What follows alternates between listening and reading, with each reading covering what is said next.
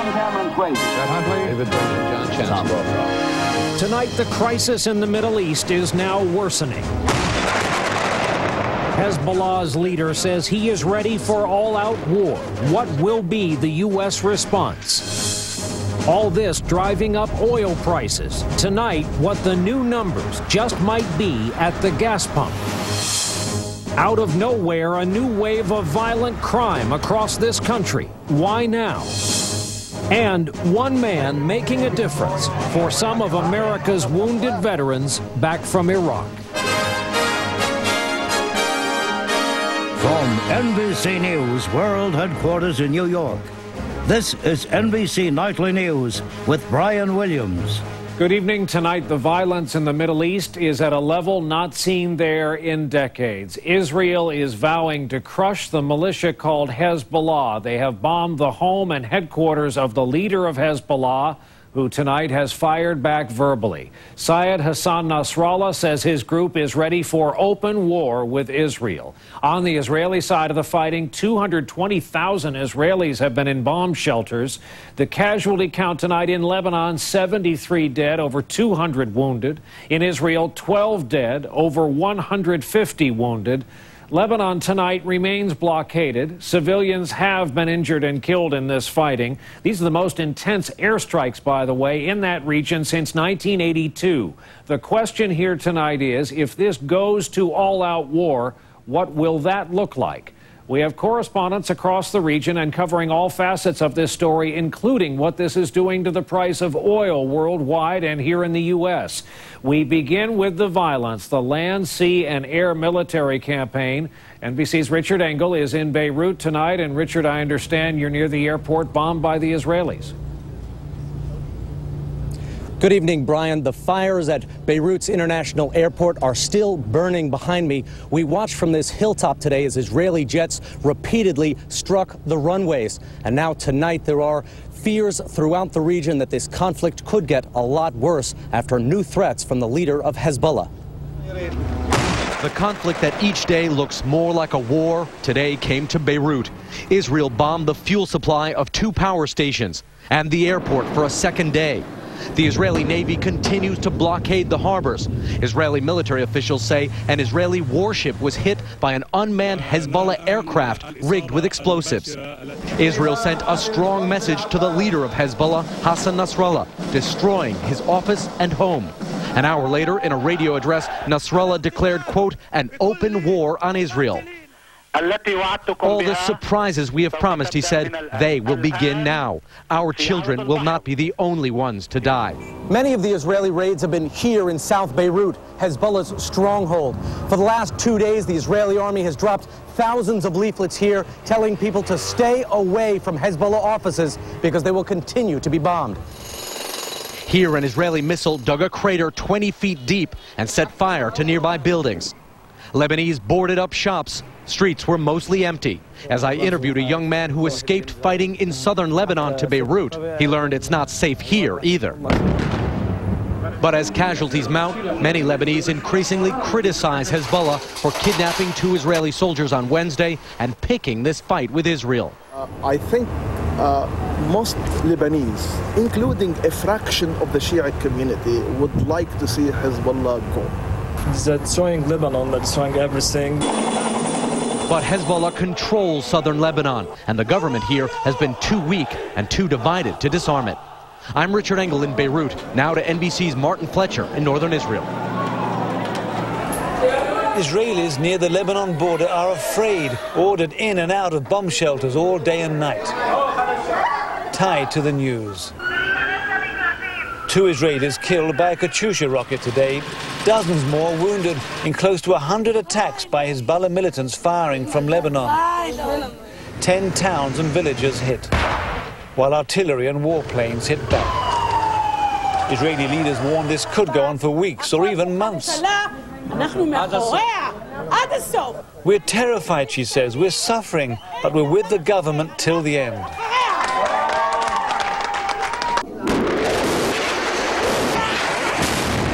Israel's fierce reaction to the kidnapping of 2 soldiers is about more than rescuing them. Military analysts say Israel has been planning this assault for 5 years. The goal now is to change the Lebanese politics and to change the way that the Lebanese are operating. When Israel ended its occupation of South Lebanon 6 years ago, the Lebanese army agreed to police the border. It didn't. Hezbollah moved in with up to 13,000 rockets aimed at Israel. Now Israel wants to destroy Hezbollah's arsenal, to severely weaken Hezbollah, and to have the Lebanese government take control of its border with Israel as it promised. Israel must see this to completion. It must dismantle the Hezbollah as an effective fighting force. But there's a long way to go, as NBC News found out when we had a narrow escape.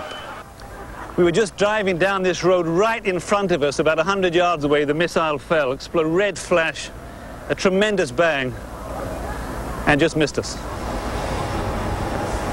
This is the exact same spot, and it's already been fixed. Now, if Israel's plan to destroy Hezbollah from the air does not work, there is a plan B, and that is to send in the Israeli army on the ground if necessary. But that's the last thing Israel wants. Brian? Thank you, Martin. Martin Fletcher in northern Israel for us tonight. As we mentioned at the top of the broadcast, Israel's stated goal here in this fighting is to wipe out Hezbollah, a militia group with a well-known name in that region, and a group a lot of Americans know because of a list of terrorist attacks in the past. They include the suicide truck bombing of the U.S. Marine barracks in Beirut back in '83, 241 dead. 2 years later, it was Hezbollah that hijacked TWA 847, during which a U.S. Navy diver was murdered. Again, it was Hezbollah that kidnapped American reporter Terry Anderson, one of several Westerners kidnapped and in some cases murdered in Lebanon back in the 1980s.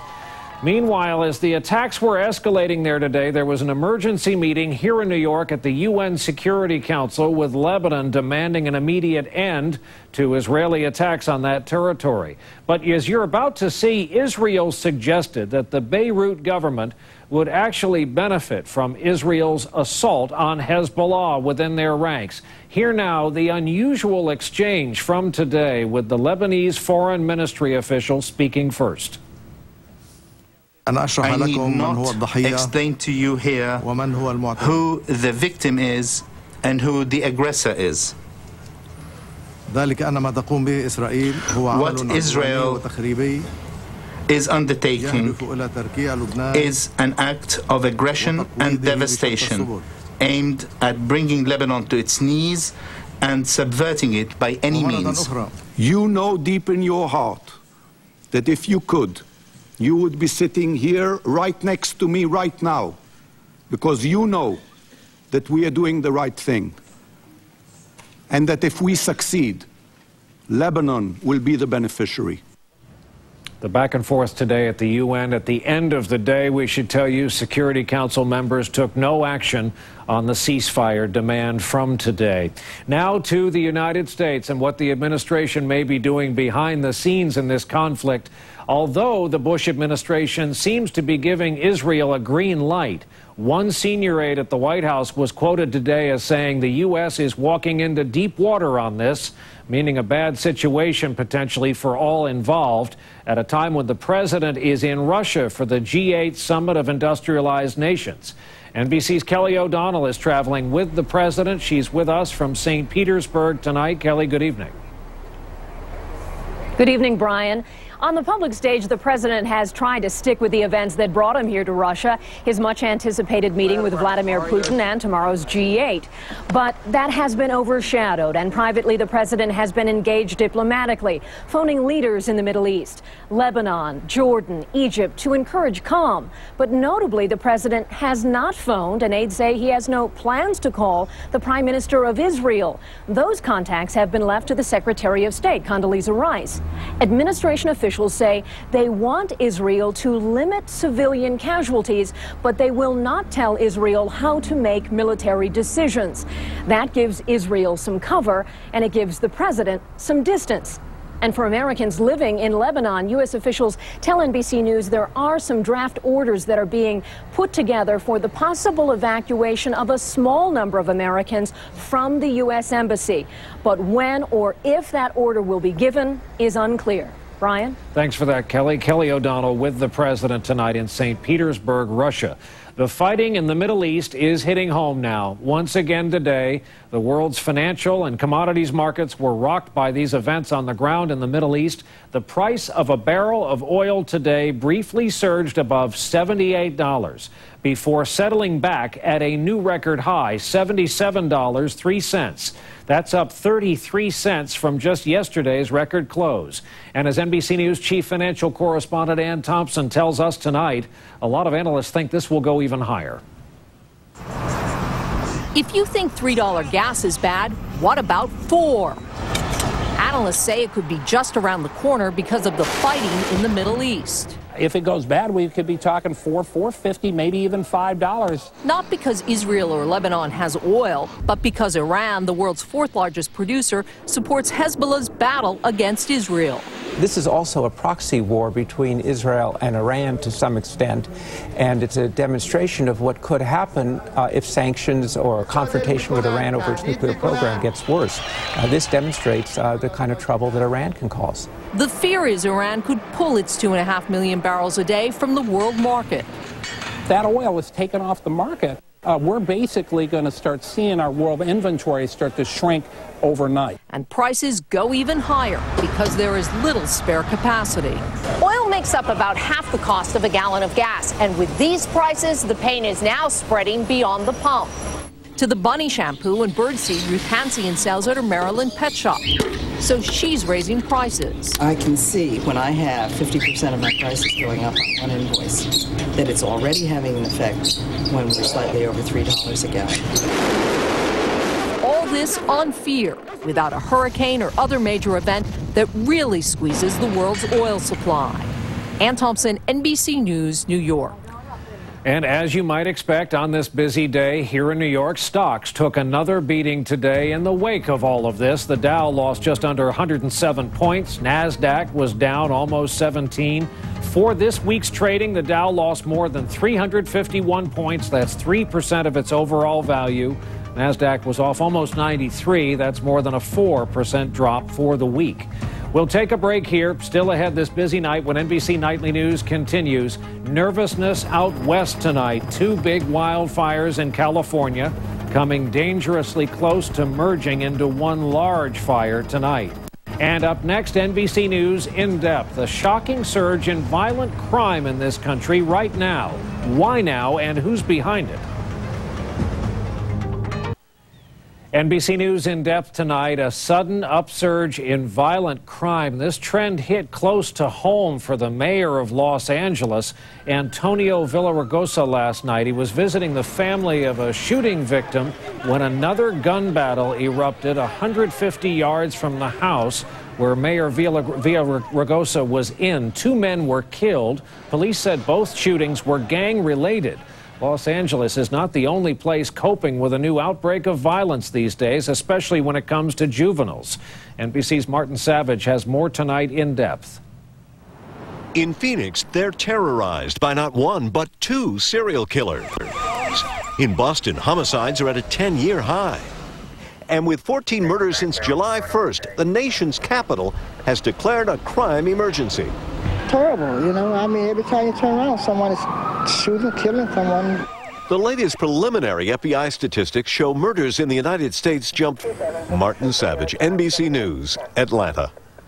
We'll take a break here when Nightly News continues in a moment. The latest on those western wildfires being fueled tonight by a big heat wave. In Southern California tonight, 2 wildfires may be dangerously close to merging. One of them, the massive so-called Sawtooth Fire at the edge of the San Bernardino National Forest. NBC's Michael Oku is there for us again tonight. Michael, good evening. Good evening, Brian. The Sawtooth Fire is now burning 53,000 acres and has destroyed 163 homes and outbuildings. Firefighters are worried about what could happen next. Brian. Thanks, Mike. NBC's Michael Oku in Yucca Valley, California for us again tonight. As we told you last night, the outed CIA officer Valerie Plame is suing Vice President Cheney, his former chief of staff Scooter Libby, and Karl Rove. Today we heard Plame speak in public for the very first time. She told reporters in Washington she and her husband filed this lawsuit with, quote, heavy hearts. I and my former CIA colleagues trusted our government to protect us as we did our jobs. That a few reckless individuals within the current administration betrayed that trust has been a grave disappointment to every patriotic American. By the way, she went on to say how much she'd rather be on the job at the CIA than filing a lawsuit. Karl Rove's spokesman said yesterday this suit is without merit. Another break, and we'll be right back with Making a Difference for those who deserve it most, wounded veterans here on the home front. I'm quite sure you've noticed tonight, all this week, in fact, the news all seems so grim. Think about it. So far here tonight, we have reported on the awful violence in the Middle East and on the streets of this country. So we end here tonight, or try to, on an up note, our series of reports called Making a Difference. Tonight, correspondent Mike Taibbi on a retired New York City firefighter with a special affection for wounded Iraq War veterans. It was an amazing... As promised, that's our broadcast for this Friday night and for this week. Thank you for being with us. One quick program note here about a friend of ours. Tom Brokaw's special report on global warming airs this Sunday night on the Discovery Channel. That's at 9 Eastern Time. Please join us back here on Monday evening. Have a good and safe weekend. Good night.